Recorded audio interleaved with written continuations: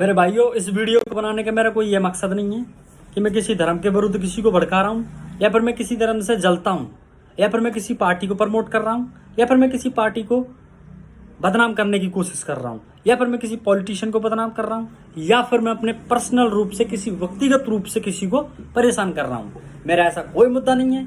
लेकिन यार, चिंता का विषय है, हम युवा जागरूक नहीं हैं। हम भूल चुके हैं अपनी जिम्मेदारी। एक देश के नागरिक की जिम्मेदारी क्या है इस देश के अंदर, हम कंप्लीटली भूल चुके हैं। हमें सही गलत का फर्क नहीं पड़ रहा है। शिक्षा, सुरक्षा, स्वास्थ्य हमारे मुद्दे ही नहीं है। मुद्दे हमारे हिंदू, मुस्लिम, सिख, ईसाई। क्यों, वाई? अपने आप को पूछने की कोशिश की है? चलो छोड़ो, इस टॉपिक पे मैं अब डिस्कस नहीं करना चाहता, और ना ही मुझे लगता है कि शायद मेरी इस बात से कोई फर्क पड़ेगा। लेकिन जो मेरा चिंता का विषय है, जो चिंता का विषय है, वो यह है, द कश्मीर फाइल हाल ही में अभी प्रमोट हुई है, हाल ही में रिलीज हुई है।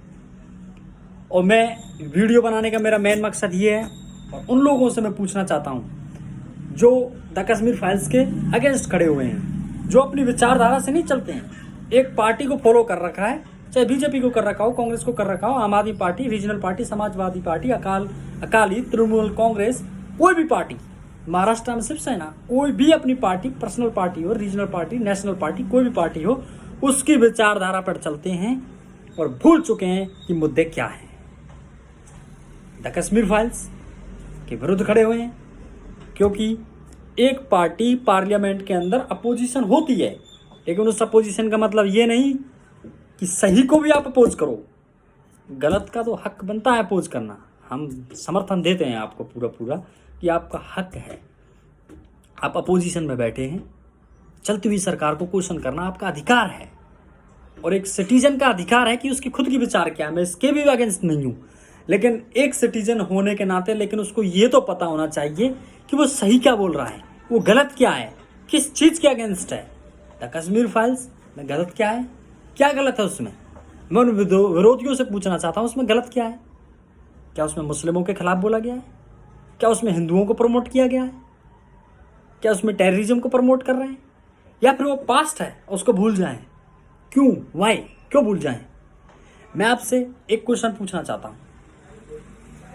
इस दर्द को रियलाइज करो, उस दुख को रियलाइज करके देखो जो उन बेचारे कश्मीर के पंडितों ने सहा होगा उस टाइम। अपनी आंखों से उन्होंने घटना घटती हुई देखी होंगी।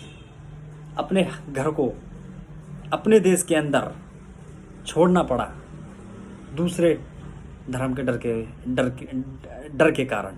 क्यों, वाई? क्यों छोड़ना पड़ा उनको? क्या उनका दुख नहीं था? उनके फोर फादर्स का वो घर नहीं है?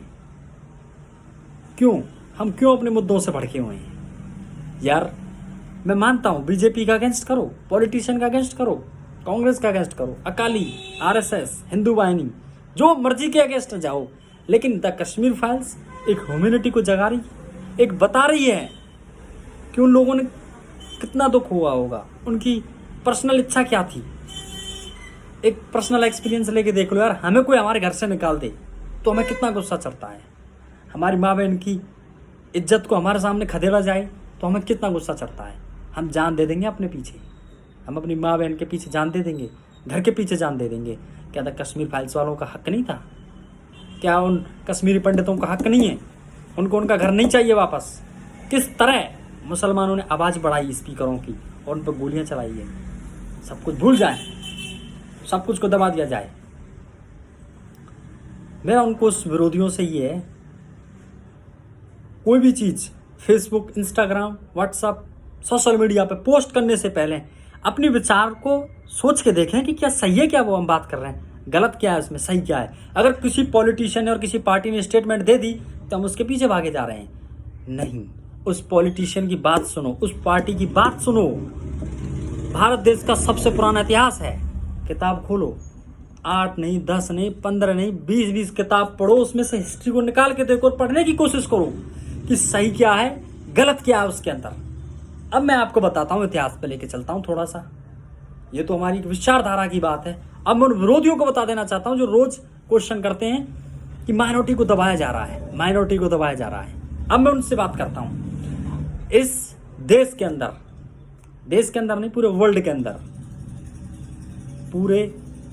के अंदर 197 कंट्रीज हैं, जिनमें से 195 मेंबर हैं, 2 नॉन मेंबर कंट्री हैं। टोटल 197 कंट्री हैं, जिनमें से सिर्फ एक कंट्री ऐसी है, हिंदुस्तान, जो हिंदुओं को और सिख धर्म की मदरलैंड है।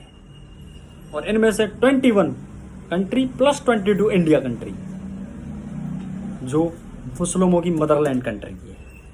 अब बताओ माइनॉरिटी में कौन है जो बार बार पोस्ट करते हैं कि मुस्लिम यहाँ सिक्योर नहीं है। मेरे भाइयों, वो 22 कंट्रियों में बैठे हैं, हमारे पास एक कंट्री है, एक ऑप्शन है, फिर भी हम कहते हैं कि हम ठीक है, हम हिंदू हैं, सेकुलर कंट्री है, हम सिख हैं, सेकुलर कंट्री है, हमारा दिल बहुत बड़ा है। और मुसलमान 21 और 22 कंट्रियों में रह के भी वो सिक्योर फील नहीं कर रहा, उसमें वो माइनॉरिटी फील कर रहा है। बहुत अचंभे की बात है। अब मैं थोड़ा तुम्हें पाकिस्तान के बारे में बता देता हूँ। पाकिस्तान के अंदर जिस दिन देश आज़ाद हुआ था, 1947 में पार्टीशन हुआ था, लाहौर के अंदर जो लाहौर की जो सिटियाँ थी, उनमें 40% हिंदू और सिख की प्रेजेंटेशन थी। इतने लोग वहाँ रह रहे थे। लेकिन आज का मैंडेट उठा के देखो, 18% घट चुके हैं वहाँ से। एंड सेकंड थिंग मैं वहाँ की बता देना चाहता हूँ, वो अपने कॉन्स्टिट्यूशन, जो उनका खुद का कॉन्स्टिट्यूशन है, वो उसमें ही कॉन्ट्राडिक्ट हुए पड़े हैं आपस में, वो उसमें ही आपस में फंसे हुए हैं। एक लॉ है, I forget the name of that law, मुझे वो लॉ याद नहीं आ रहा। हाँ जी,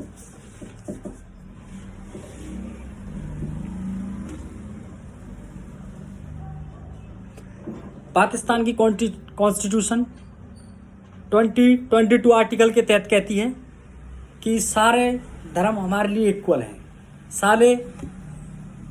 सारे रिलीजन हमारे लिए इक्वल हैं। लेकिन इस्लामिक लॉ 1977 में पाकिस्तान लगाता है, और उस लॉ में लिखा होता है कि सिर्फ पाकिस्तान के अंदर जो मुस्लिम धर्म से बिलोंग करेगा वही प्रेसिडेंट बनेगा। एक बात। दूसरी बात, जो हायर रैंक ऑफिसर हैं वो इस्लामिक भाषा में ही वो कसम लेंगे, दूसरी भाषा में नहीं ले सकते। तीसरी बात बता देना चाहता हूँ, सबसे पुराना टेंपल जो 1947 में लाहौर में था, उसको तोड़ दिया गया। जब सरकार ने उसको बनाने की कोशिश की तो इस्लामिक प्रेशर आया, और उन्होंने जो लोग टेररिस्ट के अगेंस्ट खड़े हुए थे उनको सीधा क्वेश्चन कहा कि पाकिस्तान एक इस्लामिक कंट्री है और इसके अंदर टेंपल नहीं बनाया जा सकता। वो क्रूशियल रोल करते आ रहे हैं, अत्याचार करते आ रहे हैं, हर जगह उनको अपना प्रयास कर रहे हैं। किसी मुस्लिम कंट्री में देख लो, तुम जितना हिंदुस्तान के अंदर मजे ले रहे ऐसा नहीं हो सकता। लेकिन फिर भी हम लोग सेकुलर कहते हैं, हिंदुओं को छोड़ना पड़ रहा है सेकुलर कंट्रियों से। मुझे तो समझ नहीं आ रहा भाई। अब मैं तुमसे क्वेश्चन पूछना चाहता हूँ, अगर हिंदू को कहीं पीड़ित किया जाएगा, पूरे वर्ल्ड के अंदर कहीं भी हिंदू को पीड़ित किया जाएगा, तो कहाँ जाएगा? मैं उन विरोधियों से पूछना चाहता हूँ, हिंदू और सिख को कहीं भी पूरे वर्ल्ड में कहीं भी पीड़ित किया जाएगा तो वो डेफिनेटली इंडिया ही आएगा, क्योंकि वो उसकी मदरलैंड है, वो उसका अपना देश है। लेकिन पाकिस्तान को कहीं भी किसी कंट्री में पीड़ित किया जाएगा, उसके पास 22 कंट्रियों का ऑप्शन है, 22 कंट्रियों का ऑप्शन है, वो किसी कंट्री में भी जा सकता है। और उसके बावजूद भी कुछ विरोधी हैं जो पार्टी और पॉलिटिशियन में भूल चुके हैं, मर्यादा भूल चुके हैं, दुख दर्द भूल चुके हैं, लड़ाने में बैठे हैं। हिंदू मुस्लिम सिख ईसाई, सुरक्षा से कोई मतलब नहीं है, स्वास्थ्य से कोई मतलब नहीं है, शिक्षा से कोई मतलब नहीं है, बस उनकी विचारधाराओं के पीछे पीछे भागे जा रहे हैं। समझने की ज़रूरत है। और मैं सभी भारत देश का एक नागरिक होने के तहत और सारे देश के नागरिक से अनुरोध करना चाहता हूँ कि द कश्मीर फाइल्स को जाके देखें, उन लोगों का मनोबल बढ़ाएं और सबका साथ सबका विकास करने की कोशिश करें। उसमें द कश्मीरी मेरे भाई हैं, मेरे नहीं सभी के भाई हैं। दुख और दर्द बांटो उनके साथ जाके। अगर 30 साल बाद कोई आया है ग्राउंड में उनकी सहायता करने के लिए, तो हेल्प करने की ज़रूरत है कहीं ना कहीं। धन्यवाद।